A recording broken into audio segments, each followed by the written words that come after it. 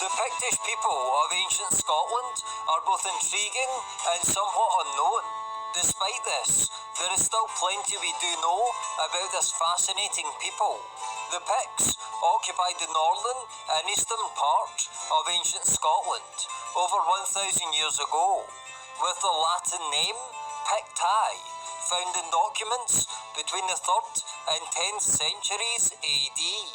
They spoke the Pictish language, surprisingly enough, a now extinct language, thought to have been an insular Celtic language, related to the Brythonic language spoken further south by the Britons. Archaeological research has found that the Picts drank wine, practiced elaborate metalworking, and were connected to ancient European trading routes after discoveries in Rhynie and Aberdeenshire.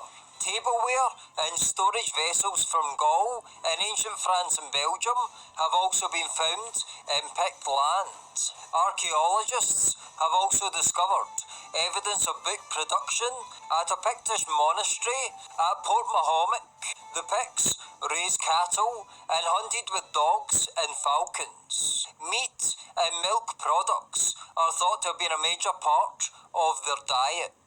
One of the first references to the Picts in the historical record is in 297 AD, when a Roman writer spoke of the Picts and the Irish, meaning the Scots, attacking Hadrian's Wall. It is thought that the Picts are the descendants of the Caledonians, or Caledonii. However, as the Picti, meaning painted people, was also a name the Romans gave to the northern people of modern-day Scotland, the Caledonians and the Picts may have essentially been the same people. The Romans' reference to painted people may refer to the fact that the Picts seem to have a strong tradition of being heavily tattooed.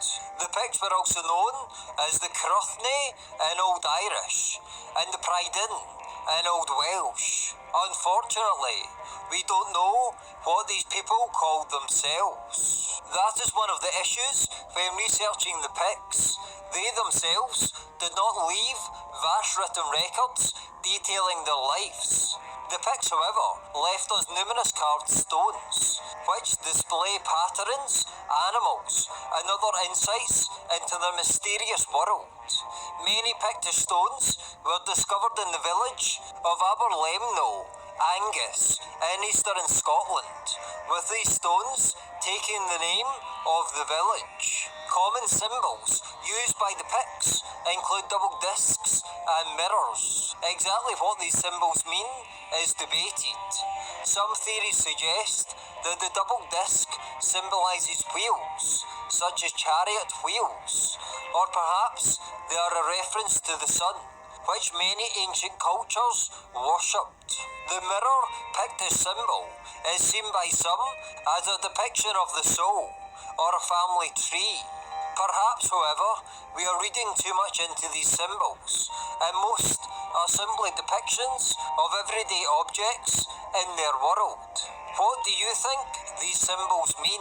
Let me know in the comments below. Aberlemno 1 is probably one of the best preserved Pictish stones we have. The stone contains a serpent, a double disc and Z-rod, and a mirror and comb. A battle scene is depicted in one Pictish stone from the village, with the stone known as the Aberlemno 2. Exactly what battle this stone is depicting is unclear. Some argue that it depicts a battle between the Picts and the Vikings, whereas others argue that Northumbrians are present in the scene. Pictish stones have also been found in Rosemarkie in the Black Isles, with the most famous stone known as the Rosemarkie stone. These stunning stones demonstrate Pictish stone art, and they have been interpreted in a Christian light. The Picts also made various brooches, including the Regard brooch, which was made from silver and glass. In Pictland, it is thought that kingship was traced from the mother's line. Originally, the Picts were thought to have practiced a form of Celtic polytheism, where they worshipped various Celtic gods. The Picts eventually converted to Christianity, although the date of this transition is unknown, but it was probably gradually. The Picts fought against many peoples during their time, including the Romans and the Angles. In 685, the Pictish King Bridie won an important battle in Pictish history against the Northumbrians, who were led by his cousin, King Edgerith, at the Battle of Dun-Nechtane.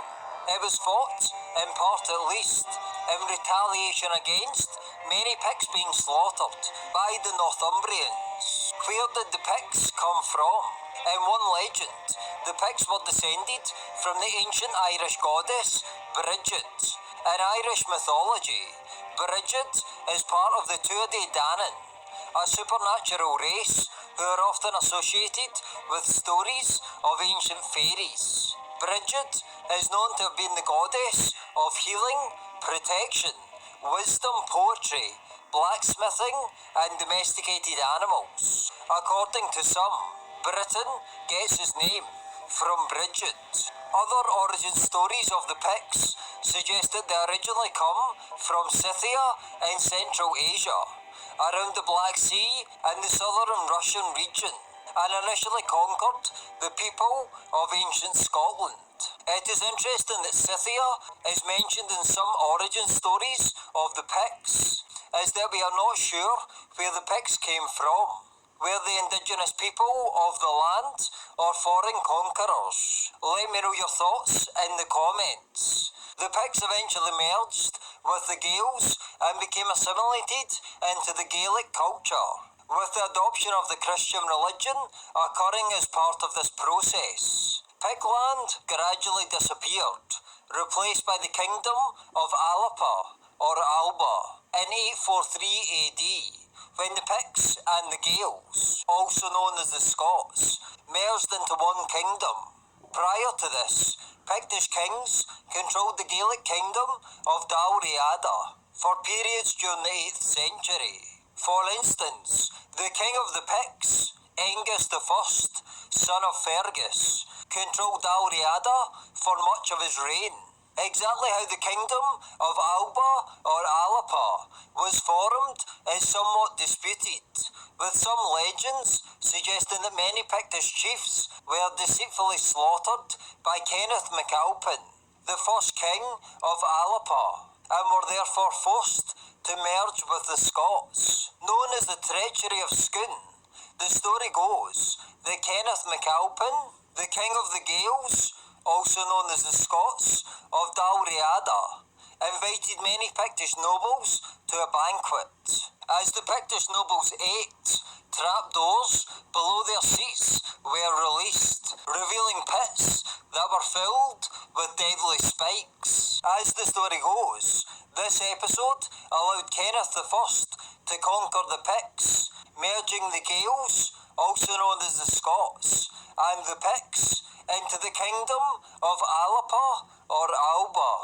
The treachery of Scone's story is considered to be historically inaccurate by many, and is probably more legend than history. In reality, the Picts and the Scots probably merged largely because they were stronger together than divided, and they were facing many attacks from Viking raiders. The ancient kingdom of Pictland is often referred to as just that, a unified kingdom of the Picts. However, As the mysteries of the Picts continue to reveal themselves, it appears as though Pict land was actually comprised of 7 different but connected Pictish kingdoms who shared many linguistic and cultural characteristics. The Pictish kingdoms of ancient Scotland were Fib in modern Fife, Cat to the north in Caithness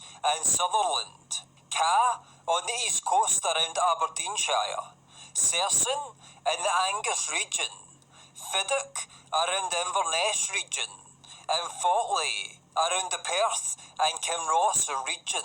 The 7th Pictish kingdom was Forteux, which is thought to have been situated around Moray in the northeast of ancient Scotland. Forteux, however, is often used interchangeably with Pict land, perhaps suggesting that it was one of the most powerful Pictish kingdoms. Exactly when these kingdoms arose and for how long they survived is largely unknown. The first reference to Forteux, however, came from a Roman writer in the 4th century AD, who referred to them as the Verturions. It is thought that Venturion came from the Brythonic root vertebra, indicating that fortress people is how they were referred to. In Old English, Anglo-Saxon sources refer to these Pictish people as the Verteras. In the Pictish Chronicle, which is a loose historical account of Pictish kings, the 7 Pictish kingdoms are said to have been founded by the 7 sons of the Crusnae. The Crusnae refers to a people of early medieval Ireland who occupied a territory centred around Ulster. This has led some to argue that the Picts of ancient Scotland and the Crusnae of ancient Ireland were connected in some way, although this is debated.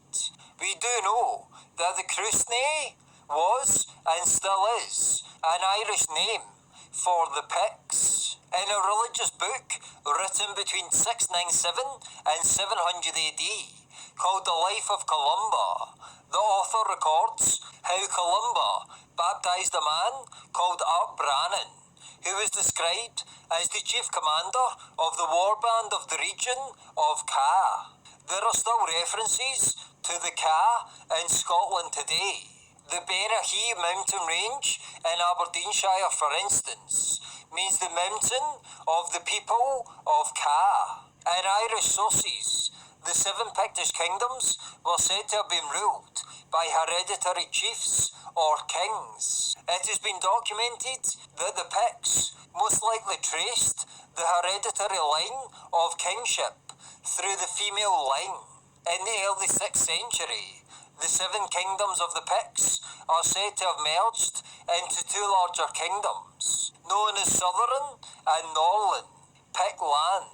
In the centuries to come, the Picts increasingly came under attacks from a seafaring people known to enjoy raiding. In a future series, I am going to focus on the Viking raids against the Picts and other people and kingdoms of ancient Scotland.